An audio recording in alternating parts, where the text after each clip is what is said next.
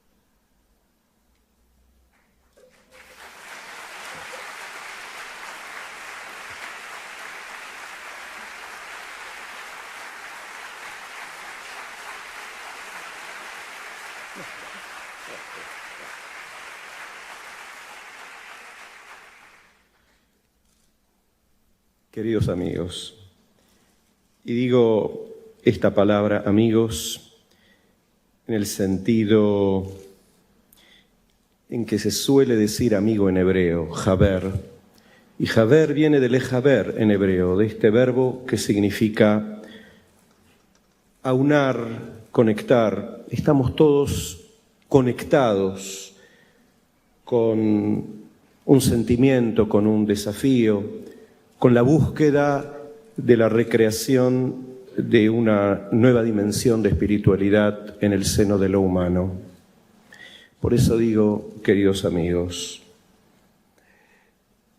agradezco a todos ustedes y especialmente a la señora embajadora del Estado de Israel, que me honra con su presencia, al señor embajador de Alemania, que me honra con su presencia, por todo lo que ustedes representan.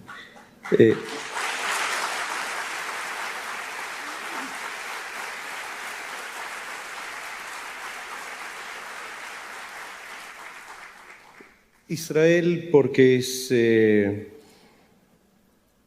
a través del movimiento sionista, a través del ideal profundo de ese movimiento que empezó allí por el siglo XVIII, representa la búsqueda de una nueva recreación de la cultura judía en la tierra de Israel. Allí son los primeros pasos que de alguna forma profética indicaron rabinos muy eminentes de la Europa oriental, le decían a sus discípulos: vayan a Israel y con un fuego muy fuerte vayan a recrear la cultura ancestral. Recrear, porque era volver a hablar en hebreo, volver a la tierra y al lugar de donde procedemos, el lugar donde que Dios nos ha conferido sobre la faz de la tierra. Con respecto a Alemania, porque a través de muchos embajadores, empezando por el doctor Limmer, hubo un reencuentro, un diálogo de mi persona y a través mío de muchos otros, un diálogo que traté de involucrar en el mismo a muchos más cuando escuché cómo alemanes decían, especialmente hubo una frase que que me impactó mucho, de un secretario hace muchos años, en un acto que se le había hecho a Emily Schindler, cuando nadie conocía todavía a Emily Schindler, dijo: nosotros estamos concatenados con el pueblo judío a través de un drama, nosotros como verdugos y el pueblo judío como víctimas. Después de escuchar esto, dije, algo está pasando, algo pasó. Hay gente que tiene el valor de tratar de crear un punto de inflexión dentro de la realidad humana y hallé a muchos más en el mismo sentido, con la misma lucha y con los mismos desafíos. Por eso la muy significativa presencia de ustedes aquí. Y ese mismo proceso me ha ocurrido desde un nivel distinto, con mi búsqueda de tratar de entender y de acercarme con respecto al cristianismo en general y cómo se dio a la Iglesia católica en especial. Mis ancestros a nivel familia fueron prácticamente borrados por el nazismo de la faz de la tierra. Mis ancestros no vivían bien en Polonia. Había un antisemitismo que, digámoslo con todas las letras, un antisemitismo que también tuvo raíces en la teología que se fue desarrollando dentro del catolicismo en Polonia, dentro de la Iglesia provoslava en Rusia.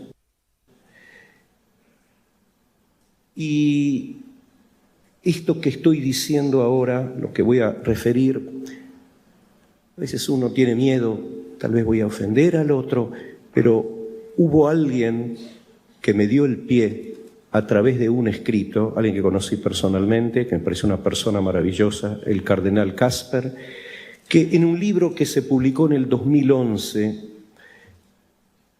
referido a los 50 años del diálogo de Juan XXIII con el cardenal Bea para comenzar a contactarse con el pueblo judío después de la Shoah. Eso fue en el año 1960. Hubo que esperar un tiempo y tener una personalidad como fue Juan el Bueno, como para crear un puente tan especial, recrear un diálogo con el pueblo judío, y 45 años de Nostra Aetate, que ya se hizo referencia aquí. Allí él, con todas las letras, en este libro, que él es el que escribe el prólogo, dice: la Shoah perpetrada por el nazismo fue una política de Estado, una matanza estatizada por una ideología que en última instancia también perseguía al cristianismo, pero que pudo desarrollarse, y él hizo ese mea culpa que después expresa de una manera muy, muy fuerte ese mea culpa que en tantas oportunidades expresó en nombre de la Iglesia Católica Juan Pablo II. Expresa diciendo que siglos donde se acusaba al pueblo judío de ser deicida, siglos de actitudes donde se estigmatizaba al pueblo judío, abonaron esa senda. Y prácticamente, les repito textualmente las palabras del cardenal Kasper cuando dice que hizo falta la Shoah. Con mucho dolor siento que expresa eso en este escrito, como para que haya un cambio sustancial, profundo.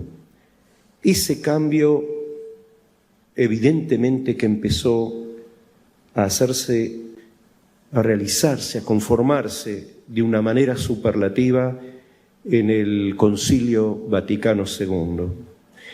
Nostra Aetate fue muy importante, pero luego hubo 2 documentos elaborados por la Comisión de Diálogo con el Judaísmo del Vaticano, importantísimos para la catequesis del judaísmo dentro de la Iglesia Católica.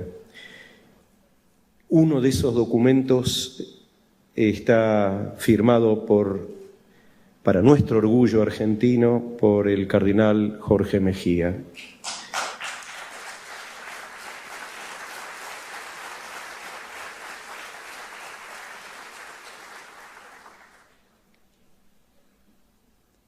Bien, ahora unas reflexiones con respecto al doctorado y cómo vivimos, tal como me lo ha pedido el rector, cómo vivimos en Argentina el diálogo y el impacto que hizo Nostra Aetate específicamente, junto con todo lo que se elaboró aquí en nuestro país. Al entrar me dijo mi querido amigo, el padre David Calvo, bueno, considero que usted va a dar un discurso académico, porque siempre cuando alguien recibe un título, bueno, tiene que referirse académicamente al tema. La verdad que quise retribuirles académicamente el título que me han otorgado, y hoy antes de venir aquí recibí un email del padre Rivas, donde me dice que un artículo que mandé en honor a 50 años del Concilio Vaticano II, académico, la relación que hay entre la tevilá, la ablución para purificarse en el judaísmo, junto con el bautismo, frente al bautismo cristiano, paralelismos donde utilizo rollos del Mar Muerto, citas talmúdicas, etcétera, etcétera. Pero eso va a salir, iba a salir en teología, pero mi querido amigo Rivas me dijo, es mejor que salga en la revista bíblica, en uno de los próximos números. Así que la parte académica mía va en ese sentido. Había escrito también toda una reflexión bien ordenada con respecto a este hecho histórico, pero, querido Víctor o querido Tucho, como nos conocemos, cuando hablamos por teléfono me dijiste, no, contá qué pasó aquí, cómo viviste aquí. La reflexión mía es esta. El documento fue una llave. Como todo documento, hay que bajarlo a tierra. Es una llave importantísima, la llave oficial. Nadie puede llegar a decir más que somos un pueblo deicida. Nadie puede achacarnos ninguna culpa, tenemos que recrear. Y todo lo que emana, ni siquiera si se lee muy bien el segundo documento, el firmado por Mejía, y en un intercambio de emails, no me respondió, pero le escribí, presumo que cuando se habla del sentido del fariseo en el Nuevo Testamento, hay que leerlo con muchísimo cuidado porque hay partes en el Talmud, que presumo que la cita habrá venido de tus conocimientos, donde se habla de los fariseos, donde los mismos fariseos, los mismos sabios del Talmud, critican, utilizan en un sentido peyorativo también el concepto de fariseo, y hay que seguir investigando cuál es el real sentido dentro del Nuevo Testamento. Pero la verdad es que todo este documento, que sirvió desde el punto de vista político, indudable, para actos enormes, el restablecimiento o el establecimiento de relaciones diplomáticas entre el Vaticano y el Estado de Israel, todo lo que hizo Juan Pablo II, la visita a la sinagoga, la visita a Israel y muchísimas otras cosas, él tuvo un sustento, un documento que le daba la fuerza jurídica como para hacer todo y mucho de lo que hizo. Pero la verdad sea dicha, los documentos son documentos y las acciones las hacen los hombres. Yo creo que Juan Pablo II tuvo un coraje, una audacia espiritual superlativa. Yo creo que él fue mucho más de la letra. Él le dio un espíritu muy, muy fuerte. Y también muchos de ustedes aquí en Argentina. La verdad sea dicha, ustedes me abrieron la puerta a mí. Tuve gente que influyó mucho en mi vida como para entrar a la puerta que ustedes me abrieron. Y ustedes, me refiero a mi querido amigo, el cardenal Bergoglio, doy algunos nombres nada más, al cardenal Karlik, de quien vi realmente muchos signos cuando era presidente de la Conferencia Episcopal, a un padre Poli, que lo conocí hace mucho tiempo, que se hallaba en Vicente López, que me mostró una senda de diálogo sincero. A mi querido Rafi Brown, que después, que en las altas fiestas, después de la voladura de la AMIA, cuando muchos judíos tenían miedo de ir a un templo, él me dijo: Abraham, quiero estar con vos. Y estuvo conmigo horas, porque tenemos servicios religiosos largos en las altas fiestas. Horas me estuvo acompañando, como diciéndome: estoy acá junto a vos. Tu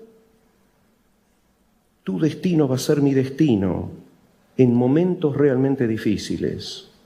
Casper mismo hizo algo aquí en Argentina en el 2004 que realmente me emocionó muchísimo. Era una sucesión de ataques constantes en Israel, bombas en Tel Aviv, en todas las ciudades, en colectivos. Y decidieron hacer la reunión de diálogo entre judíos y católicos al más alto nivel, el Comité de la Yazón, en Argentina. Y cuando se lee la declaración final que la elaboraron Casper junto con la gente del Congreso Judío Mundial, al final menciona, amén de criticar en los términos más duros toda violencia y todo acto de terror para dilucidar, para terminar con un problema humano, cosa que políticamente era incorrecto en aquel momento, amén de dar esas declaraciones y amén de dar un reportaje que salió en el diario La Nación en aquel momento, donde con total claridad condenó esos actos de fanatismo, de violencia, en los términos más fuertes. Se hizo la reunión en Argentina por los ataques fanáticos que se habían dado en Argentina. Decidieron apoyar, ¿y cómo se llamó la reunión? Tzedek y Tzedakah, justicia y caridad era el tema central.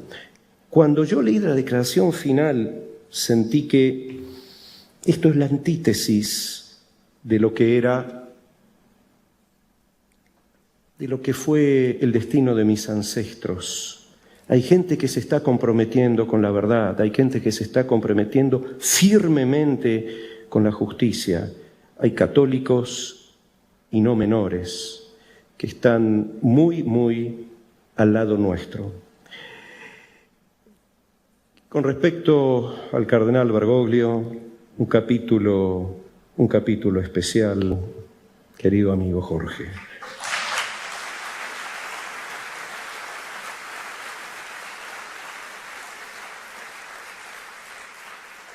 De la manera más sutil, de la manera más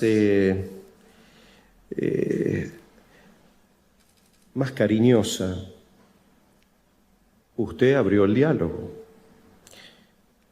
El sutil, cariñosa, entendiendo que se pueden hacer chanzas a nivel de distintos equipos de fútbol.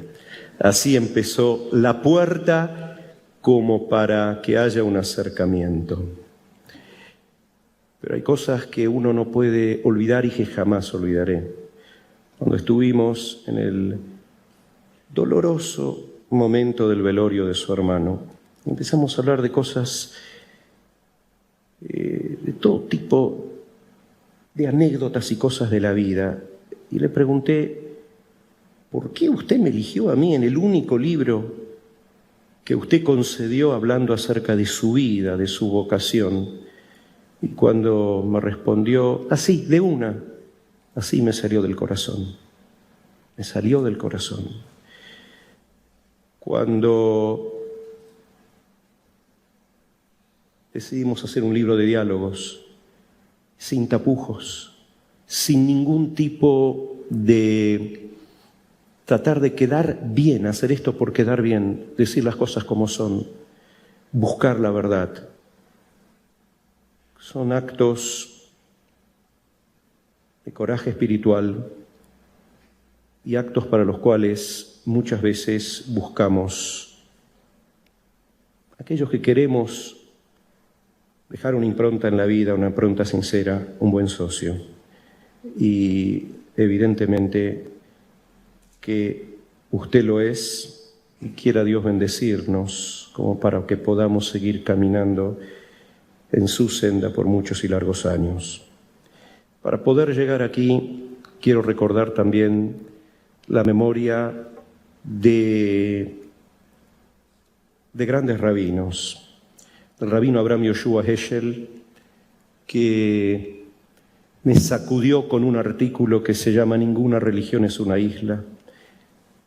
Él perdió toda su familia, sus hermanos, su madre, en la Shoah. En el año 1966 se publicó en el Union Theological Seminary. No sé, creo que es luterano, que está enfrente del Jewish Theological Seminary, porque lo invitaron a dar un curso y la primer clase se denominó Ninguna religión es una isla. Y donde él empieza diciendo, yo sufrí del nazismo, me escapé, tuve la suerte de estar vivo, pero tenemos que recrear nuestro vínculo, tenemos que rehacer nuestra espiritualidad, si no estamos perdidos. Al segundo que quiero recordar es al rabino Marshall Meyer, creador del Seminario Rabínico Latinoamericano,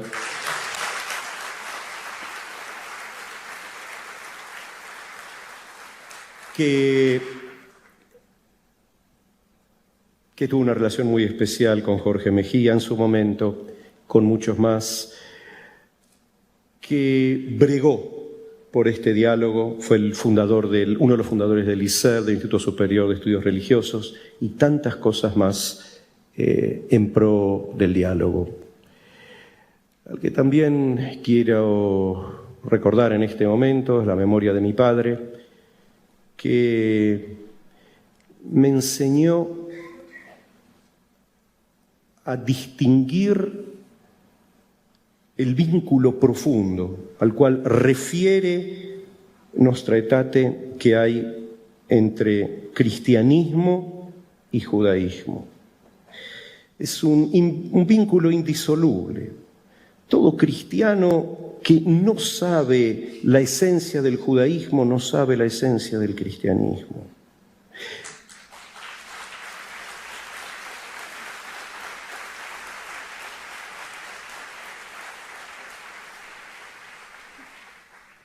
En el siglo XII, y con esto termino, no sé si son los 5 minutos que me refirieron, en el siglo XII hubo un gran maestro, como escribió un libro que se llama, se lo suele traducir La Guía de los Perplejos, pero en hebreo se tradujo como Moré Nevuchim. Moré es el maestro para los que están perdidos. Me refiero al famoso Maimónides. Y él escribió que el cristianismo, por supuesto, y también con respecto al Islam, por supuesto que hay diferencias, pero que hay una fe en un Dios espiritual.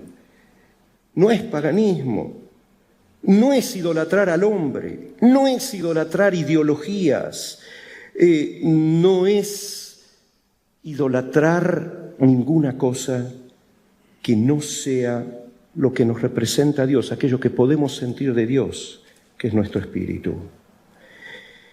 Y creo que Maimónides, en última instancia, lo que hace es darle cuerpo en el siglo XII a las palabras de los profetas. Isaías, Miqueas, y después de una manera distinta también lo tenemos en Zacarías, la visión de que va a llegar un mundo en el cual, vamos a Isaías 2, hay otra versión en Miqueas, todos los pueblos van a ir a Sión, van a ir a Jerusalén. Y cuando hablamos de Jerusalén hablamos de un Dios al cual se llega a través del amor. Muchas cosas estaremos en discusión, pero lo que dijo Jesús aparece en el Talmud. Cuando le dijeron a Jesús, ¿cómo resumís el judaísmo? Era judío, era un rabino, era colega. ¿Cómo lo resumís? Amarás al Eterno tu Dios. El Eterno nuestro Dios es uno. Y fui al segundo, ¿sí? Después sigue el versículo en Deuteronomio, amarás al Eterno tu Dios. Y el primero, amarás a tu prójimo como a ti mismo. Decir que Dios es uno desde el punto de vista de los místicos judíos, es decir, también amor. Porque la palabra ejad, uno en hebreo, tiene el mismo valor numérico que la palabra ahavá, que significa amor. Soñaron con un mundo de amor, que es el mundo que se haya representado por Jerusalén, por Sión. Un mundo donde cada ser humano es valorado, es cuidado. La antítesis de lo que pasó en la Shoah, la respuesta a la Shoah más significativa dentro de toda Europa. Fue allí y quise ver dos respuestas, quiero ver dos respuestas. Como escribí en el artículo que apareció en La Nación el otro día. Uno la dio Alemania, una gran respuesta la dio Juan 23, porque yo creo que son hombres los que hacen la cosa. Y si en este momento elevo un pedido a Dios, es que se multipliquen todos aquellos, que seamos muchos los que breguemos por la verdad, por la justicia, por el amor, más allá de las disquisiciones y de los puntos de vista teológicos, más allá de las diferencias teológicas. Tenemos que hacer una realidad humana, construir una realidad humana distinta. Estamos esperando el Mesías, pero para que Él llegue, le tenemos que preparar el terreno, tenemos que dejarle un lugar. Yo creo que no es una cuestión pasiva. Creo que Él va a venir cuando Dios lo disponga. Dios se va a revelar a lo humano cuando Él lo va a disponer. Pero yo creo que Dios también nos está esperando a nosotros. Muchas gracias.